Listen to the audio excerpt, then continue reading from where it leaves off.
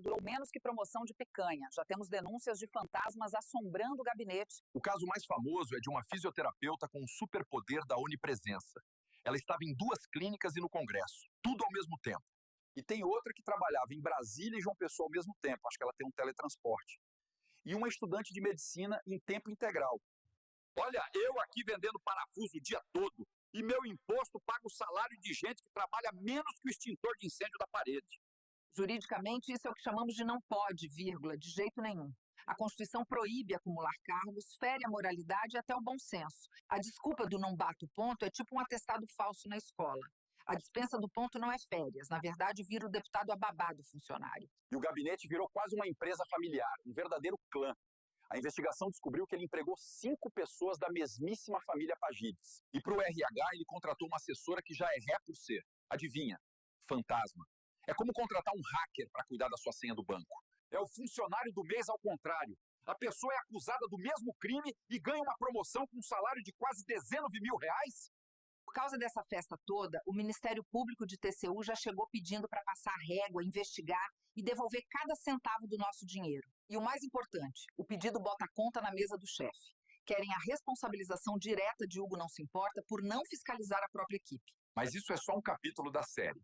É um sistema onde a política parece Game of Thrones, mas com o nosso dinheiro financiando as temporadas. Olha, eu não peço muito. Só queria que, uma vez na vida, o final desse filme não fosse terminou em pizza. Pode ser? Por favor? A Câmara dos Deputados foi para mais um teste. Vamos ver se ela passa ou pede recuperação. Agradeço aos convidados. E a todos nós, boa sorte. Bem-vindos. Hoje a gente mergulha fundo num tema que, olha, deu o que falar. As alegações envolvendo o gabinete do Hugo Mota. Ele assumiu a presidência da Câmara em fevereiro de 2025, né? O mais jovem na história recente, eleito por uma coalizão bem ampla, do PT ao PL. Exato. E logo depois da posse, começaram a surgir reportagens, principalmente na Folha de São Paulo e no Metrópolis. Isso, baseadas em documentos, apurações, levantando suspeitas sérias sobre a gestão do gabinete. A principal delas, os tais funcionários fantasmas. Pois é. Então, o nosso objetivo aqui é justamente analisar essas denúncias, olhar o que as fontes dizem, o que a defesa apresentou, as possíveis consequências, tentar entender o que está por trás dessas manchetes, né? Ok, vamos lá então. O centro da questão são assessoras parlamentares com atividades que, assim, parecem não bater com as 40 horas semanais que a Câmara exige. O primeiro caso é o da Gabriela Pagides. Ela é fisioterapeuta, filha da ex-chefe de gabinete do Mota. Está no cargo desde 2017. Recebeu uma grana considerável nesse tempo. E a alegação é que ela mantinha atendimentos em clínicas particulares, em Brasília, justamente no horário que, teoricamente, deveria estar trabalhando na Câmara. Exato. E olha só, ela foi exonerada rapidinho, logo depois que a imprensa entrou em contato com o gabinete. Ela alegou para a Folha que eram atendimentos esporádicos, mas, mesmo esporádico, cabe em 40 horas semanais? Fica a dúvida, né? Pois é. Aí tem o segundo caso, Monique Magno, também filha de outra assessora do Mota, nomeada em 2019. Nesse caso, a acusação é de acúmulo de cargos, as 40 horas na Câmara, em Brasília, e mais 30 horas semanais como assistente social lá na Prefeitura de João Pessoa, na Paraíba. 70 horas por semana, em cidades diferentes. Fica difícil imaginar como, né? Muito difícil. Ela também foi exonerada depois dos questionamentos, mas afirmou que conseguia conciliar 70 horas em lugares distintos. Complicado. E o terceiro caso? Luíse Lacerda, filha de um ex-vereador, um aliado político do Mota lá na Paraíba, no gabinete desde 2018. E qual a questão dela? A alegação é que ela é estudante de medicina, em período integral, durante o dia, em João Pessoa. De novo, como cumprir 40 horas semanais em Brasília nessas condições? Ela não respondeu à reportagem. O que chama atenção, assim, é a defesa oficial do gabinete. Eles batem na tecla da legalidade do trabalho remoto e da dispensa do controle de ponto eletrônico. Ambas as coisas são permitidas por atos da mesa diretora da Câmara. Tá, mas isso explica como, na prática, elas conseguiriam cumprir a carga horária, com essas outras atividades todas. Exatamente, esse é o ponto. A defesa não entra nesse mérito, né? E, na verdade, a dispensa de ponto não elimina a obrigação de cumprir a jornada. Pelo contrário. Aumenta a responsabilidade de fiscalizar. E isso aumenta a responsabilidade do próprio deputado de garantir que o trabalho está sendo feito.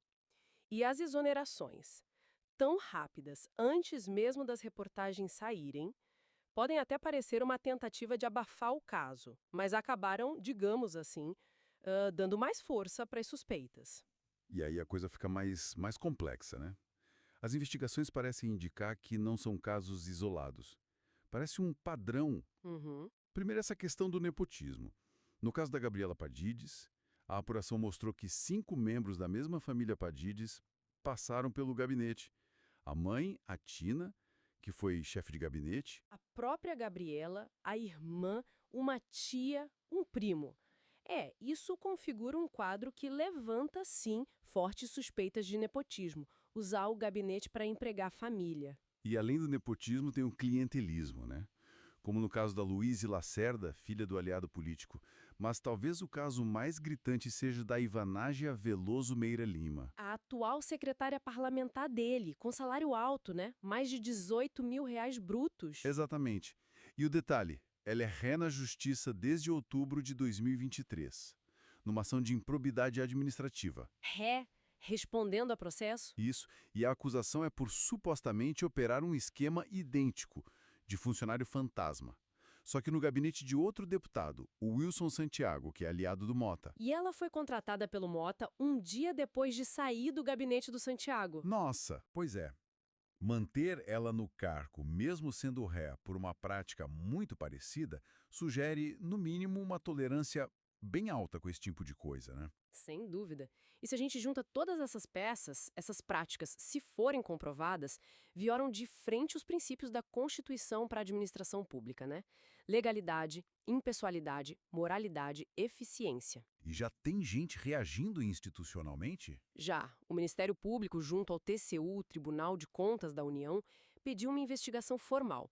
O subprocurador Lucas Rocha Furtado assinou o pedido. E o que eles pedem especificamente? Olha, é um pedido bem completo, querem apurar os fatos a fundo, instaurar tomada de contas especial para tentar reaver o dinheiro público que teria sido pago indevidamente, aplicar sanções como deixar inelegível para cargo público. E é uma responsabilidade do Mota. Também. Querem avaliar a responsabilidade do próprio Hugo Mota, inclusive como presidente da Câmara, por talvez ter sido omisso na fiscalização. Sugerem até mandar para o Ministério Público Federal para ver a parte criminal e de improbidade. Quer dizer, deixa de ser só um problema do gabinete e vira uma questão de integridade da instituição. E não dá para ignorar o contexto político disso tudo. Hugo Mota é herdeiro de uma dinastia política muito forte lá na Paraíba. O pai é prefeito de Patos, avós foram deputados, a família já teve problemas com a justiça antes. Tem um histórico, né? A Operação Veiculação, por exemplo. Isso. Então, existe essa tensão, sabe? Entre o discurso público dele, que às vezes fala em modernização, moralidade, e essas alegações que surgem sobre o gabinete dele. E tem a questão das emendas também, né? Bem lembrado. Ele destinou milhões em emendas para Patos, a cidade do pai, e uma parte significativa foi via emenda Pix, que tem menos transparência no destino final do dinheiro. Reforça a imagem de usar a máquina pública para o grupo político. Então, para a gente amarrar, o que tudo isso indica é um padrão bem preocupante, né? De possíveis irregularidades, nepotismo, clientelismo, acontecendo bem ali no gabinete do presidente da Câmara. A defesa apresentada parece não responder ao centro das acusações. E as exonerações, como a gente falou, acabaram levantando mais perguntas do que respostas. E o impacto disso vai além da figura dele, né? Com certeza. Isso arranha a credibilidade da própria Câmara dos Deputados. Quando o líder da casa enfrenta questionamentos assim, abala a confiança da população nas instituições políticas. A investigação que o MPTCU pediu vai ser um teste importante para os nossos mecanismos de controle. Fica, então, uma reflexão final, né? Nesse cenário atual, com regras mais flexíveis, como trabalho remoto, dispensa de ponto, e com estruturas de poder político tão fortes, tão arraigadas, como é que a gente garante que a fiscalização do dinheiro público funcione de verdade? Como garantir que o serviço público sirva ao interesse de todos e não a essas redes de favorecimento pessoal ou familiar? É uma questão complexa.